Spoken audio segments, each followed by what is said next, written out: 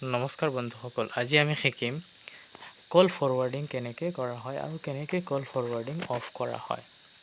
আমাৰ মোবাইলত কেতিয়াবা হৈ যায় কল ফৰৱাৰ্ডিং, কোনোবাই যদি ফোন মাৰে তেন্তে বেলেগ এটা নম্বৰত গুচি যায়, কেতিয়াবা ভুলৰ বাবে, আৰু কেতিয়াবা নিজেও কৰিব পাৰি কেনেকৈ ফৰৱাৰ্ডিং কৰিব পাৰি আৰু কেনেকৈ বন্ধ কৰিব পাৰি।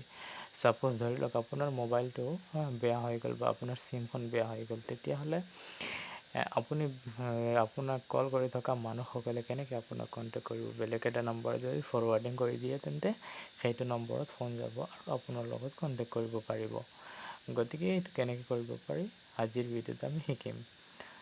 প্ৰথমে আপুনি আপোনাৰ মোবাইলতে ডায়েল পেডত গৈ প্ৰথমে আপোনাৰ ডায়েল কৰিব ##62, আকৌ হেজ ডায়েল কৰিব।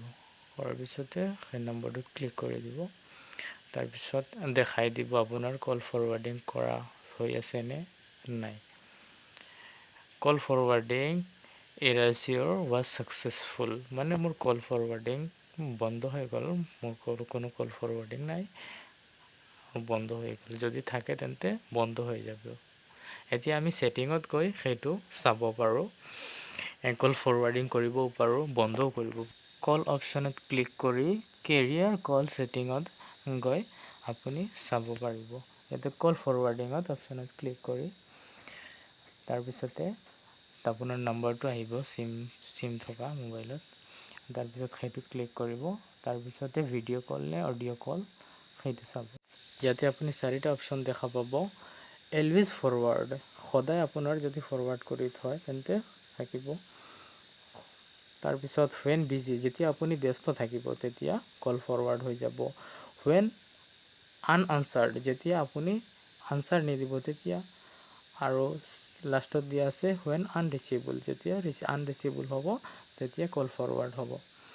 এতিয়া ইয়াতে মই চেক কৰোঁ, মোৰ এটাতো কল ফৰৱাৰ্ডিং নাই। যদি লগাব বিচাৰে তেন্তে লগাব পাৰিব। আপুনি লগাব ইচ্ছা কৰে সেইটোতে আপুনি ক্লিক কৰি তাৰপিছতে নাম্বাৰটো ডায়েল কৰি দিব, কৰি আপডেট মাৰি দিব। আকৌ যদি ৰিমুভ কৰিব বিচাৰিছে তেন্তে সেইটো ডায়েল কৰি সেইটো ক্লিক কৰি আকৌ সেই ফৰৱাৰ্ডিংটো ৰিমুভ কৰি দিব পাৰিব। ধন্যবাদ।